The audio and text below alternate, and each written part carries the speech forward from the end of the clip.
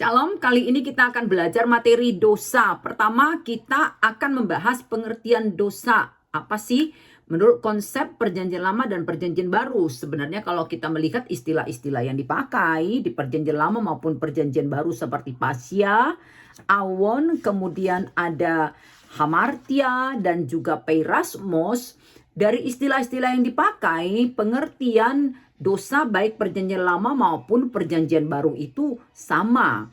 Kegagalan, luput, bengkok, melenceng, menyimpang, kehilangan tujuan, tidak mencapai sasaran, pemberontakan kepada Tuhan, dan sebagainya. Itu pengertian dosa menurut konsep perjanjian lama maupun perjanjian baru. Jadi Bunda bisa singkatkan seperti ini. Kalau Anda pernah melihat seorang pemanah, tujuannya itu ada kan, sasarannya itu ada yang bulatan besar, kecil, lalu ada satu titik di tengah, nilai tertinggi kan di titik. Nah, selama masih ada di bulatan ini, oke lah, meskipun nilainya berbeda-beda. Nah, dosa itu apa? Ketika melenceng dari sasaran yang sudah ditetapkan, itulah dosa, ya. Jadi kalau misalkan pemanah itu memanah nggak tepat pada titiknya, tapi kejemuran tetangga, yaitu dosa. Yaitu konsep perjanjian lama dan perjanjian baru. Nah, bagaimana dengan Alkitabnya? Kita lihat satu contohnya. 1 Yohanes pasal 3 ayat 4. Dikatakan seperti ini. Setiap orang yang berbuat dosa melanggar juga hukum Allah. Sebab dosa ialah pelanggaran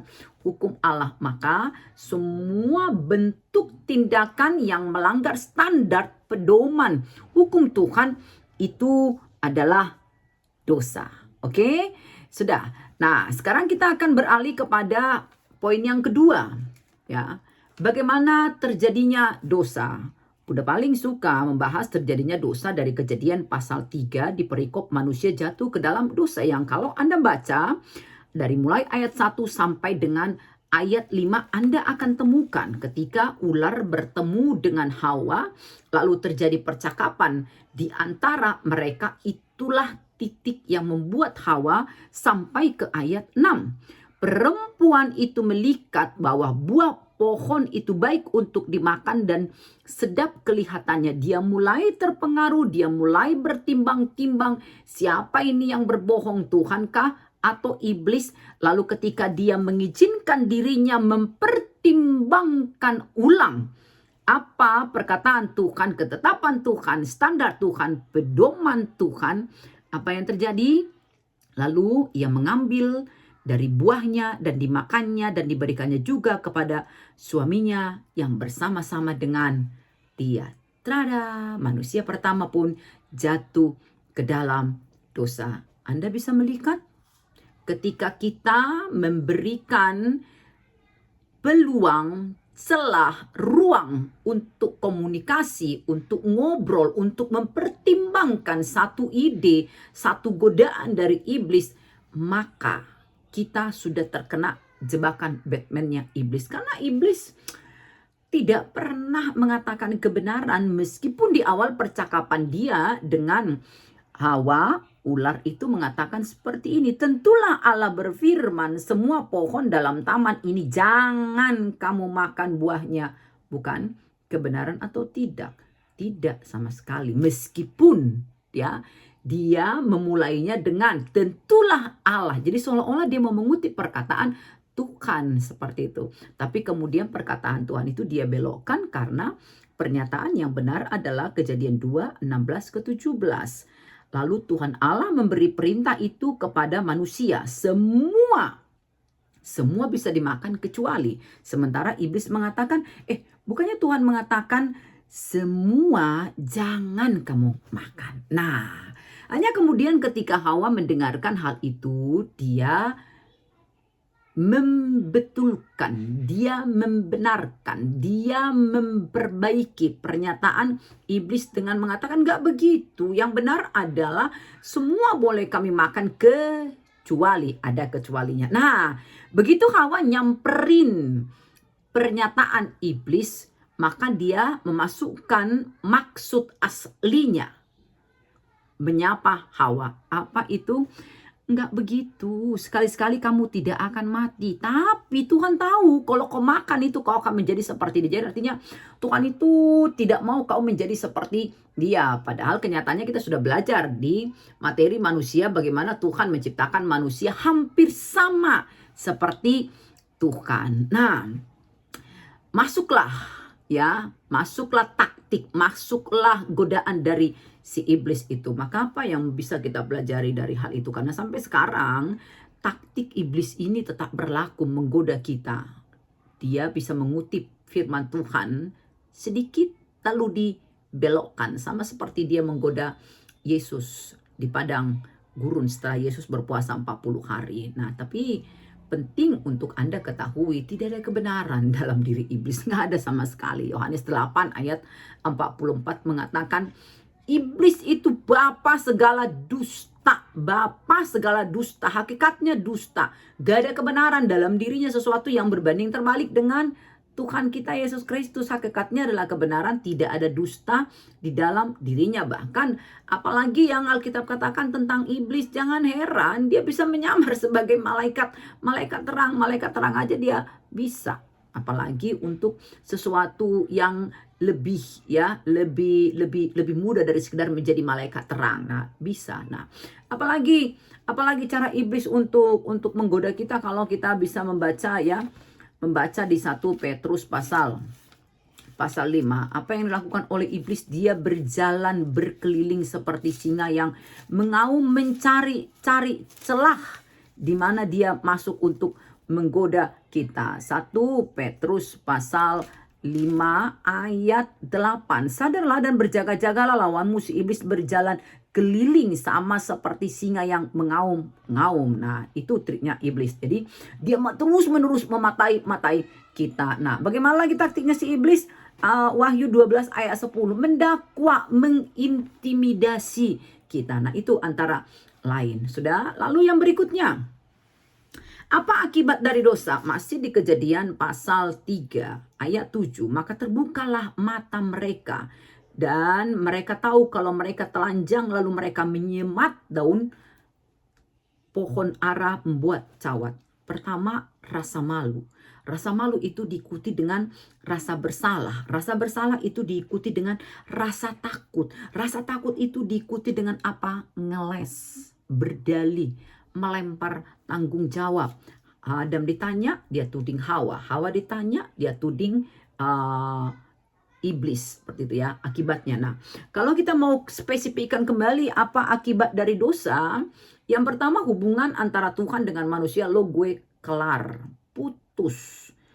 Kejadian pasal 3 ayat yang terakhir, dan itu yang paling menyedihkan menurut Bunda. Bagaimana Tuhan akhirnya mengusir Adam dan Hawa keluar dari Taman Eden, padahal Taman Eden itu diciptakan spesial untuk Adam dan Hawa, tapi begitu mereka jatuh ke dalam dosa, mereka melanggar standar pedoman dan ketetapan Tuhan, diusir.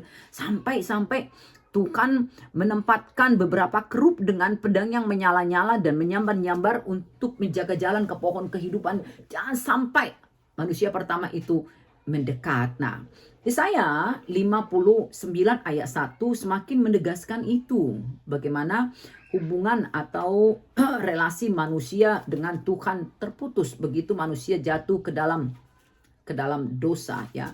Yesaya 59 ayat 1. Kita coba lihat dulu Yesaya 59 ayat 1. Apa katanya di situ? Oke. Tangan Tuhan tak kurang panjang untuk menyelamatkan dan pendengarannya tidak kurang tajam untuk mendengar. Tetapi yang merupakan pemisah antara kamu dan Allahmu ialah segala kejahatanmu, dan yang membuat dia menyembunyikan diri terhadap kamu sehingga ia tidak mendengar ialah dosamu. Jadi lo gue kelar, terpisah. Itu hubungannya dengan Tuhan. Yang kedua, akibat dosa dengan diri kita sendiri. Itu yang Bunda sebutkan tadi, rasa malu, rasa bersalah, rasa takut ya. Ada intimidasi, ada dakwaan itu. Lalu dengan sesama apa hubungan dosa? Ya, kita saling melukai, kita saling menuding, kita saling menghakimi. Kemudian kalau perempuan kesakitan mengandung dan melahirkan, Kemudian kalau Adam, dia bersusah payah mencari nafkah. Apa akibat dosa kepada alam yang Tuhan ciptakan spesial untuk kita ini terkutuk. Kita harus bersusah payah mengolah alam ini dan seisinya, ya. Dan Alkitab juga menyatakan dengan tegas akibat dosa yang lainnya, persis seperti yang Tuhan katakan di Kejadian pasal 2, 16 ke 17 itu. Kalau kamu makannya, kamu akan mati. Roma 6 ayat 23 menguatkannya kembali. Upah dosa ialah maut. Itu dia. Oke? Nah, ada orang yang bertanya, dosa itu ada jenis-jenisnya enggak Bunda? Begitu ya. Jadi kalau menurut Bunda, dosa mah ya dosa. Anda mencuri 1 jarum dengan Anda korupsi 1 M ya sama aja. Namanya tetap dosa. Tapi kalau kita mau kelompokkan, bisa sih dosa warisan dengan dosa pribadi. Nah, dosa warisan itu apa? Ya, kita tidak melakukannya, tapi kita menanggung akibat dari dosa tersebut. Nah, kita melihat contohnya di Mazmur, ya. Mazmur 51 ayat 7. Apa dikatakan di situ? Sesungguhnya dalam kesalahan aku diperanakan, dalam dosa aku dikandung ibuku. Ya, maka dengan pernyataan ini kita menolak prinsip atau pengajaran dunia yang mengatakan bayi lahir tanpa dosa. Begitu sel sperma ketemu dengan sel telur, dosa sudah ada. Dosa apa? Dosa warisan. Bayi lahir sudah berdosa, meskipun dari dalam dirinya dia belum mengerti tentang dosa, tapi dia sudah berdosa karena dia menanggung dosa warisan. Dan karena itulah Roma pasal 3 ayat 10 mengklaim tidak ada manusia yang benar. Semuanya sudah berdosa gitu ya, di dosa warisan tadi. Nah, lalu yang kelompok yang kedua apa? Dosa pribadi. Yang saya lakukan, yang engkau lakukan. Nah, dan semua itu kita lakukan di pemahaman, di kesadaran bahwa itu dosa. Maka kalau kita dalam doa sering mengatakan ampunilah dosaku yang kusengaja maupun tidak kusengaja, kita penting sekali untuk mempertimbangkan kembali kalimat itu. Karena kenapa? Justru karena saya tahu itu dosa, saya melakukannya karena tadi natur saya itu berdosa. Seperti itu, oke? Nah, apakah dosa bisa diselesaikan? Apakah kita harus mati untuk setiap pelanggaran yang kita lakukan? Tentu saja tidak. Dan untuk itulah Yesus datang, bukan menebus dosa kita. Kita akan bahas hal itu di materi yang selanjutnya, yaitu keselamatan. Tapi secara sederhana, apakah dosa bisa diselesaikan? Bisa pakai banget. Kita ambil contohnya, 1 Yohanes pasal 1 ayat 9. Jika kita mengaku dosa kita, maka Ia adalah setia dan adil sehingga Ia akan mengampuni segala dosa kita dan menyucikan kita dari segala kejahatan. Yang menarik buat Bunda itu adalah kata mengaku, tapi berhenti berpikir. Mengaku itu adalah dengan mengatakan seperti kebiasaan kita tadi. Ampunilah dosa aku yang kusengaja dan tidak kusengaja, selesai. Atau kalau ke sesama kita mengaku kesalahan, maafkan aku ya. Salahmu apa? Pokoknya maafkan aku ya. Ya enggak seperti itu. Kata mengaku di sini membawa kita kepada kebenaran. Yang pertama itu adalah kita punya kerendahan hati untuk mengakui dengan detil dosa kita apa, kesalahan kita apa. Lalu yang kedua, kita punya kerendahan hati untuk menerima konsekuensi dari kesalahan itu. Jadi andai kata misalkan Bunda melakukan kesalahan pada Anda, lalu Bunda mengaku, itu sesuatu yang detil. Ketika Bunda sudah mendetilkan kesalahan Bunda, ternyata Anda tidak menerima hal itu, Anda berbalik marah atau menghukum Bunda, ya Bunda harus siap menerima hal itu. Itulah titik pengakuan yang disebutkan 1 Yohanes pasal 1 ayat 9 yang akan membuat kita sampai pada titik diampuni oleh Tuhan. Nah, itu materi dosa yang bisa Bunda jelaskan secara singkat. Anda nanti bisa berkembang di diskusi dengan melihat PPT, bahkan juga Anda bisa berkembang di mentoring dengan belajar dari buku Pipa dan MHB yang menjadi buku penuntun kita untuk melakukan mentoring. Semangat dan uhui!